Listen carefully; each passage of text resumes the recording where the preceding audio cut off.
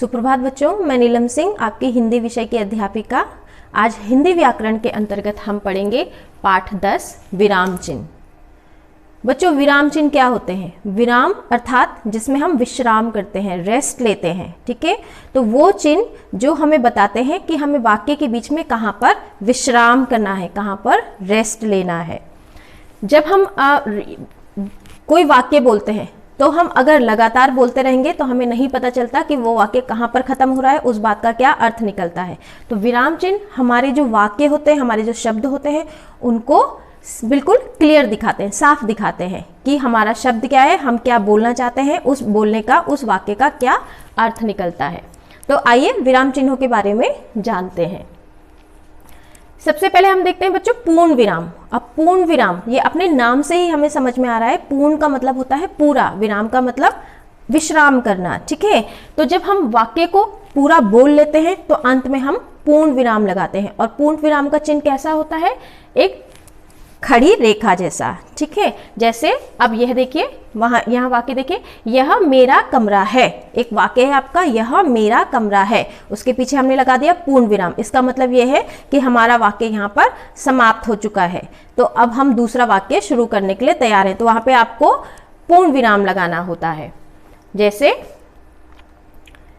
यह मेरा कमरा है, मेरा नाम नीलम है, आज बहुत सुंदर दिन है, आज बहुत ठंड है। तो इन सब के पीछे क्या आएगा? आपका पूर्ण विराम आएगा।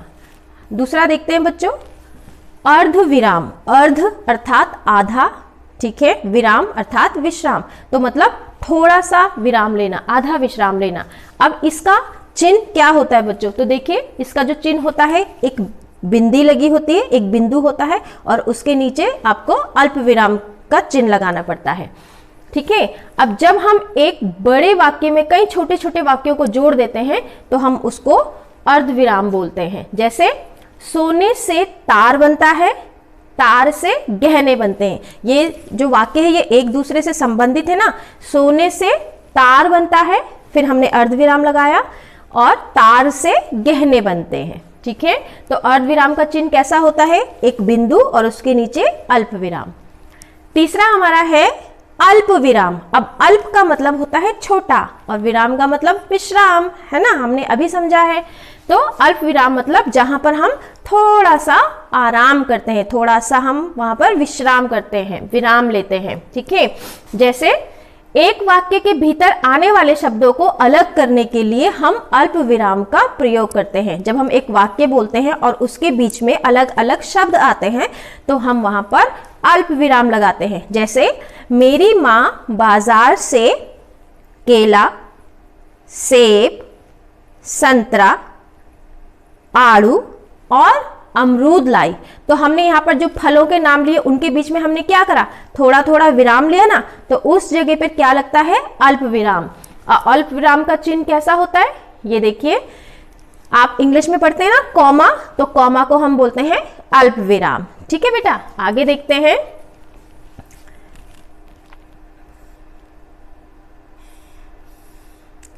प्रश्नवाचक चिन्ह। बच्चों, प्रश्नवाचक चिन्ह तो आप सबको पता ही है। एक चीज और बेटा, आप लोग जब वाक्य लिखते हैं या वाक्य अनुच्छेद लिखते हैं, आप लोग उसमें विराम चिन्हों का प्रयोग नहीं करते हैं। मैंने ज्यादातर बच्चों की नोटबुक में देखा है। तो वो उस चीज का ध्यान रखिए, क्योंकि विराम चिन्हों से ही हमें पता चलता है कि हमारा वाक्य कहाँ पर खत्म हो रहा है, कहाँ से नया शुरू हो रहा है, ठीक है।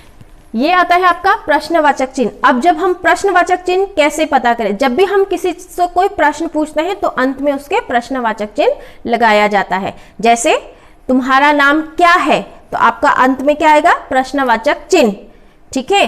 तो इसी प्रकार से देखिए, तुम्हारा घर कहाँ है, तुम्हारे अध्यापक कौन है, तो ये क्या है? जितने भी आपके प्रश्नवाचक शब्द होते हैं, कौन, कैसे, कहाँ, कब, कितना, तो ये सारे जो शब्द हैं ये प्रश्नवाचक शब्द होते हैं। तो जब भी इन शब्दों का प्रयोग होता है तो आपके वाक्य के अंत में प्रश्नवाचक चिन्ह आता है, ठीक है।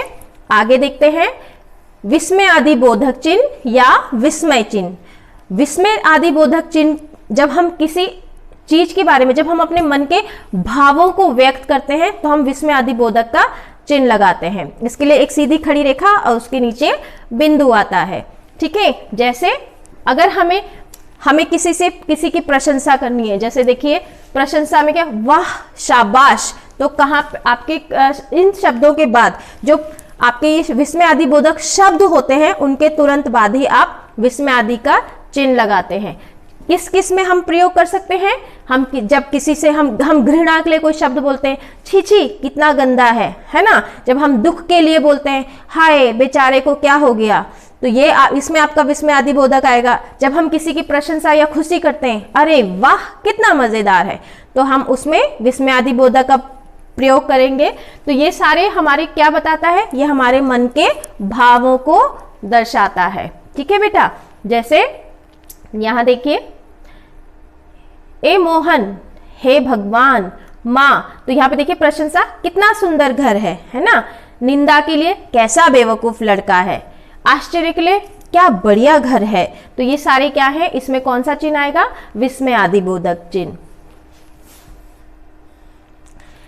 अगला है बच्चों हमारा निर्देशक चिन्ह, जिसको आप बोलते हैं ना कि डैश, आप बोलते हैं कि डैश लगा दो, तो ये होता है निर्देशक चिन्ह। अब इसका प्रयोग हम कब करते हैं, इसका प्रयोग वाक्य के अंत में दिए गए उदाहरण से पहले करना होता है।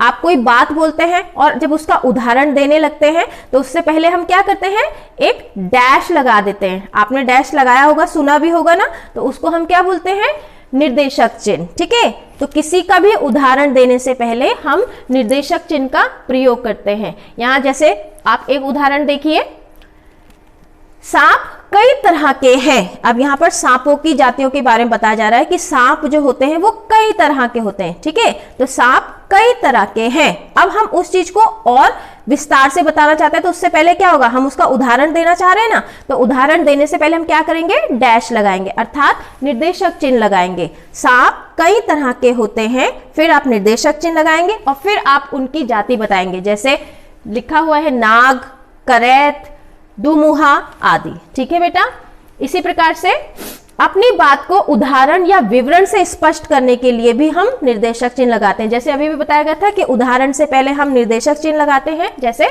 तुम उन्नति करो, फिर आपका निर्देशक चिन्ह अपनी मेहनत और ईमानदारी से, अर्थात आप उन्नति तो करें लेकिन कैसे करें, तो उदाहरण क्या दिया जा रहा है कि आप सिर्फ अपनी मेहनत और ईमानदारी से उन्नति करें। फिर आता है बच्चों आपका कोष्ठक, जिसको आप इंग्लिश में बोलते हैं ब्रैकेट्स। ब्रैकेट्स सबको पता है ना, ब्रैकेट्स, तो उसको हिंदी में हम बोलते हैं कोष्ठक। किसी शब्द के दूसरे रूप का अर्थ के लिए, ठीक है, इसका प्रयोग हम करते हैं जब हम किसी एक शब्द का और दूसरा अर्थ भी बताना चाहते हैं, तो उसके लिए हम कोष्ठक का प्रयोग करते हैं। ठीक है, जैसे देश का नागरिक। अब देश का नागरिक के लिए अगर मैं दूसरा शब्द बताना चाहूंगी तो मैं उसको किस में रखूंगी, कोष्ठक में रखूंगी। जैसे देश का नागरिक, अब मैंने इसको कोष्ठक में रख दिया है। देश में रहने वाला, अर्थात देश का नागरिक किसे बोलते हैं, जो देश में रहता है, तो इसको मैंने किस में किया, कोष्ठक में। इसी तरह से ₹50, ठीक है, अब ये संख्या में लिखे हुए हैं, अब मैं इसको आपको शब्दों में बताना चाह रही हूं, तो मैंने इसको क्या करा, इसको मैंने कोष्ठक के अंदर डाल दिया, तो ₹50। आगे देखते हैं बच्चों, इकहरा उद्धरण चिन्ह। अब ये इकहरा उद्धरण चिन्ह, ठीक है, इस चिन्ह का प्रयोग किसी अक्षर, शब्द, किताब, उक्ति तथा उपाधि का नाम लिखने के लिए होता है।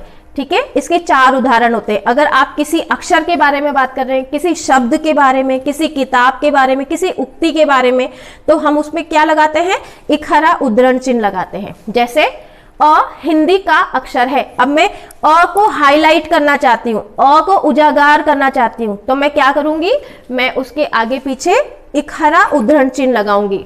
इसी प्रकार मैंने बोर्ड पर एक शब्द लिखा, कमल। अब मैं कमल शब्द को हाईलाइट करना चाहती हूँ, मैं चाहती हूँ कि कमल शब्द पे सबका ध्यान जाए, तो मैंने क्या करा, कमल शब्द के आगे पीछे उद्धरण चिन्ह लगाया। इसी तरह मैंने फूल और कांटे नामक किताब पढ़ी। अब मैं यहाँ पर स्पेसिफिक करना चाहती हूँ, मैं स्पेशल बताना चाहती हूँ कि मैंने कौन सी वाली किताब पढ़ी है, और तो मैंने उसकी क्या करा, आगे पीछे उद्धरण चिन्ह लगा दिया। इसी तरह उन्होंने अंदर आते ही राम राम कहा, तो राम राम को आपने क्या करा, आपने उद्धरण चिन्ह में आपने डाला, जिससे वो हाईलाइट हो सके, उजागर हो सके। अगला है हमारा दोहरा उद्धरण चिन्ह। अब दोहरा उद्धरण चिन्ह, ठीक है, अभी आपने सीखा था इकहरा उद्धरण चिन्ह, अब हम देख रहे हैं दोहरा, मतलब डबल। आप देखिए इसमें क्या है, एक एक लगा है ना, कलम, फूल और कांटे, राम राम, इसमें इकहरा उद्धरण चिन्ह लगा है। अब हम इसमें जानेंगे दोहरा उद्धरण चिन्ह किसमें लगता है। इसका प्रयोग किसी के कहे हुए वाक्यों को, अगर कोई व्यक्ति ने अपने कुछ शब्द किए हैं, कुछ वाक्य बोला है और उसको हम जैसा का तैसा बताना चाहते हैं, तो उसमें हम दोहरा उद्धरण चिन्ह लगाते हैं। जैसे गांधी जी ने कहा करो या मरो, ठीक है, तो ये गांधी जी का नारा था, करो या मरो। तो मैं उसको करो या मरो को हाईलाइट करने के लिए, उसको उजागर करने के लिए क्या करूंगी, वहां पर मैं दोहरा उद्धरण चिन्ह लगाऊंगी, ठीक है, क्योंकि मैंने उसको जैसा का तैसा ले लिया है। देखिए, माँ बोली तुम्हारे दोस्त कब आ जाएंगे, ठीक है, तो हमने माँ ने वो शब्द बोले थे तो हमने माँ वाले शब्द वैसे के वैसे ही ले लिए हैं, तो यहां पर आएगा आपका दोहरा उद्धरण चिन्ह।